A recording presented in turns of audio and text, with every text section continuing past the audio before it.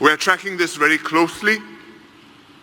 Where not just have tested not just our healthcare response, but also our social bonds and our political will.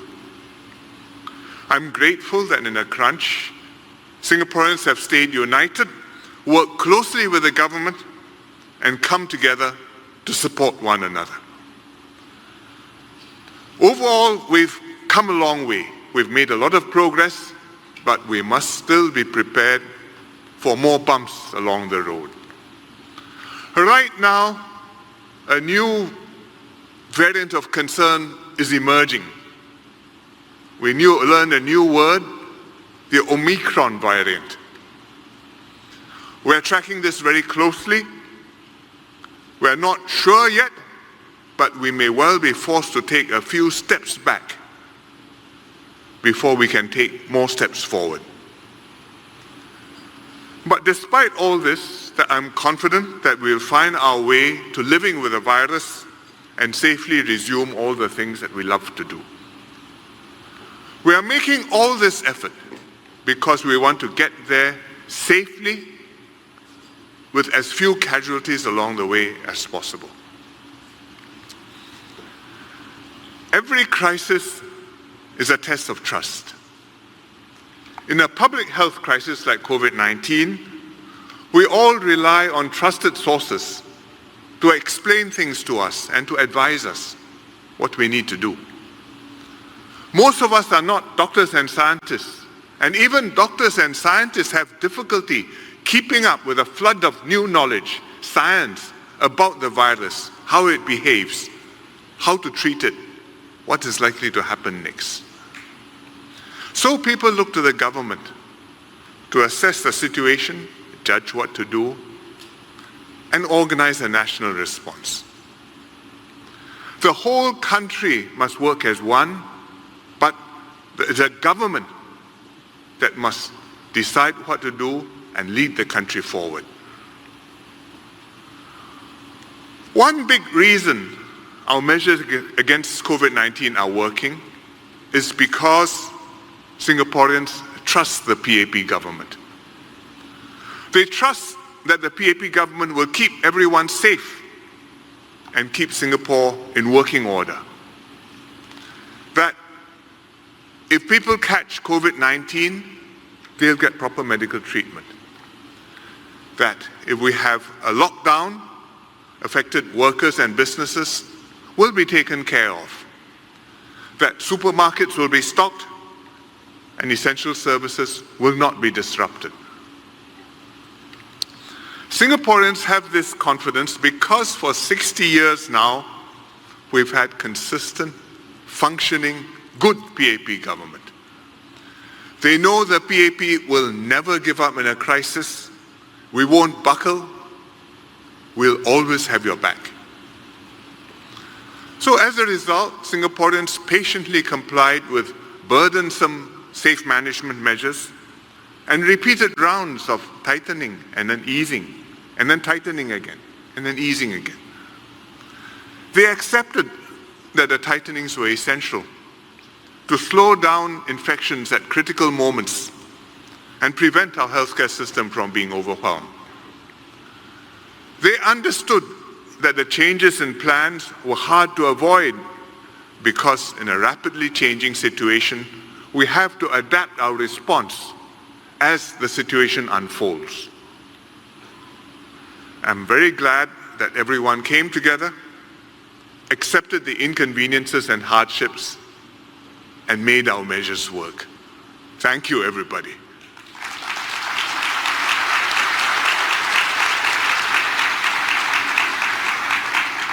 When vaccines became available, Singaporeans came forward to get their vaccinations without any hesitation. It's been a very successful campaign to vaccinate everyone. Today, 87% of the population is fully vaccinated, probably one of the highest vaccination rates anywhere in the world. And it's not just because the vaccination campaign was well organized or because the vaccinations were for free. In fact, in some vaccination centers, you've got goodie bags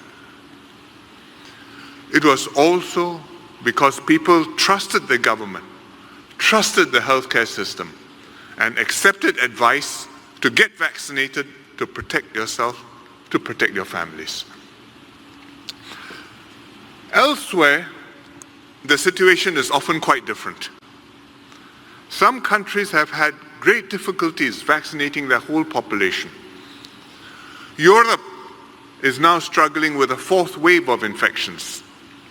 Vaccines are readily available, but a significant minority in every country simply refuse to get vaccinated. Many of them are anti-vaxxers, not just because they are misguided or ignorant, but because of deep distrust of authority in general and of their own governments in particular. So when the governments try to persuade them to get vaccinated, their response is, "I don't trust you. Why should I believe you? Why should I listen to you?" That's in Europe, but it's also a very big problem in the US. Their attitudes towards vaccination split along partisan political lines between the blue camp, the Democrats, and the red camps, the Republicans. The Democrat supporters are eager to get jabbed and willing to wear masks to protect themselves and others. But many Republicans still remain unvaccinated. Even in red states, meaning states which vote Republican, red states where they're having new outbreaks, many people seriously ill, large numbers in ICU and dying. And this is weird because the previous Republican administration was the one who pushed to get vaccines invented, tested, confirmed, deployed, and now Republicans don't want it. But essentially, it's because the Americans are profoundly divided, because the public health care is politicized, and on top of that, there's deep suspicion of the government. These political divisions and social distrust have made it harder for the US and European countries to bring COVID-19 under control. In Singapore, we are very fortunate. We have not had such divisions in our society. But remember, we did not become a cohesive, trusting society overnight. Social cohesion is a work of decades. And trust had to be built up long before the crisis. When a crisis strikes, if the trust is not already there, then it's already too late. I'm very grateful that the PAP government enjoys the public's trust, built up over years of working closely with Singaporeans. We've been delivering faithfully on promises. We've been consistently producing results for people: housing, healthcare, well-paying jobs, better lives.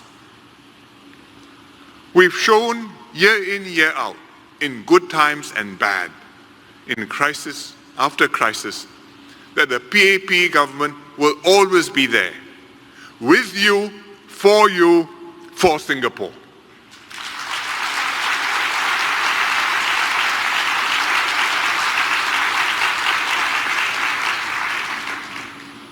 And indeed, during this crisis, we've had to draw upon this reservoir of trust, because we've faced many urgent and difficult decisions that impact lives and livelihoods.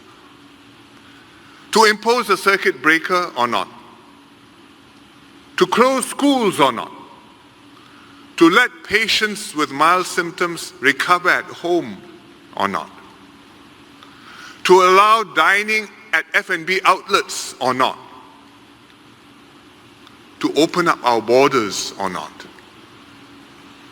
In an ideal world, we'd have all the relevant information, we can decide, and then what we decide will work and things will unfold as we expect. And everyone can be kept happy. But in the real world, uncertainties, surprises, and trade-offs, choices, are unavoidable. Whatever we decide, however hard we try to get it right and to cushion the impact, more often than not, some group will be affected or disappointed, and it cannot be helped. We will do our best, but these are hard choices. And yet still the government must exercise its judgment to the best of its ability and carry Singaporeans along. But as I told the ministers, in a crisis, as leaders, we cannot afford to waver. It is not the time to worry about being popular or looking good. You have been elected for one purpose, and you have to focus on your duty to make the right decision, keep Singapore safe, and see Singapore and Singaporeans through this crisis. Concentrate on that, get the job done. That's why Singaporeans elected us, and that is our sacred trust. Just as importantly, as we strive to do the right thing, we must continue to refresh and nurture this trust that people have in us. And what does that mean? It means we've got to deal competently with the problems, solve them, explain clearly what we are doing and why, and where we are headed. And so we hold regular press conferences, and quite often I have a national broadcast to speak to people directly so they can understand what we are trying to do and feel whether we know what we are doing. And everybody understands our considerations and game plan and will be psychologically prepared for what is to come. We have to be open and transparent to share what we know, admit what we do not know. We have to announce bad news as well as good news. Report what has gone right, but also acknowledge what has not gone right, what has gone wrong, and will be put right. We have to lead by example. In Singapore, we take this for granted, but it's very important and it's worth reminding ourselves of this point. The same rules apply to everybody. Safe distancing, mask wearing, testing and isolation requirements. You may be minister or MP, community leader, or safe distancing ambassador. You abide by the same rules, whoever you may be. I emphasize this because if you read the newspapers or the internet, you can see how things have gone wrong in other places where leaders abuse their positions. It undermines public trust, it demolishes the credibility and the standing of the government, and the damage done goes well beyond Covid-19. So it's a reminder to us all that the same rules apply to everybody, and never take advantage and misuse your position of authority and leadership. Trust is important not just between Singaporeans and their leaders. We must be able to trust one another as well, as citizens. Rules and penalties are necessary, but it's not enough. We rely on everyone to exercise personal and social responsibility. For example, maintaining good personal hygiene in public places, exercising due care and discretion when participating in high-risk activities, complying with the safe management measures. We have to trust one another to abide by the spirit of the rules. and not just the letter of the rules, and to comply even when nobody is checking. For example, if we are under an isolation protocol and we're supposed to self-test before we go out and encounter other people, then we have to do it honestly and truthfully and self-declare the results. And if the results are not what we hope to see, you have to do what you need to do. And we have to be like this so that the government doesn't have to seal every last possible loophole, and we can treat people as honorable citizens who are responsible, who will take care of not just ourselves, but also of the welfare of others. We must trust our collective spirit as one people, looking out for one another, supporting those in greater need, staying united in a crisis. Singapore cannot claim to have better doctors or scientists or better health care than US or Europe. But the decisive difference in our response is this. We trust one another, therefore we work with one another and not against one another. Covid-19 has been a searching test of public trust for societies all around the world. Some societies are high trust, others are low trust, and it makes all the difference in a crisis. Singapore is and must always be a high trust society. We've kept faith with one another, we must always do so, and that's the way to weather not just COVID-19, but future storms that will come our way. To remain a high trust society, we've got to get our politics right, because only then will our system deliver results for Singaporeans, and that will give Singaporeans good reason to trust the government and trust one another.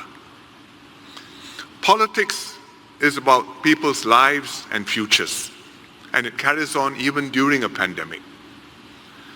We have to continue addressing people's concerns and striving towards our aspiration of a fair and inclusive society, where every Singaporean has the opportunity to seek a better life for themselves and their children, where every citizen is accepted and valued, no matter what his background or station in life. And that's why, even as we tackle COVID-19, we have pressed on with important goals. We're improving social mobility, bringing every kid to a good starting point in life with Kid Start, Uplift, and many other programs. Opening more pathways for people to improve and upgrade themselves and renew their skills with Skills Future. At the same time, we are redoubling efforts to strengthen social cohesion and prevent divisive issues from splitting us. We are fostering stronger race relations and tackling racial discrimination. We are empowering women's development and improving their standing in society. We are acknowledging and dealing with tensions between Singaporeans and migrant workers, work pass holders. We are ensuring fair opportunities at workplaces with anti-discrimination legislation. These are long-term endeavors and results will take time, but we are moving in the right direction and we are making progress.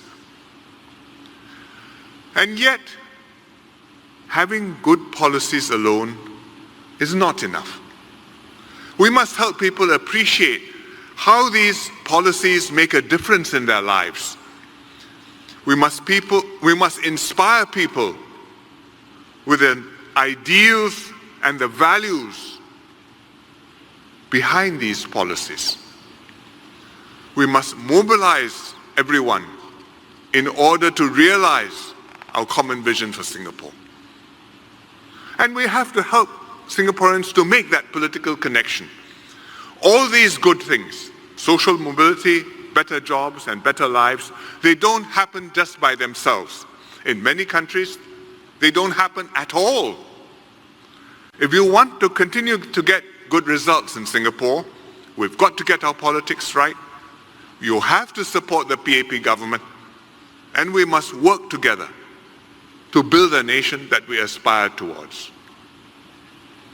All this means the PAP must remain politically on top. A new generation of voters want to see more debate, more contestation, more questioning of established ideas. They want their voices heard, as you heard from Comrade Nadia Samdin just now.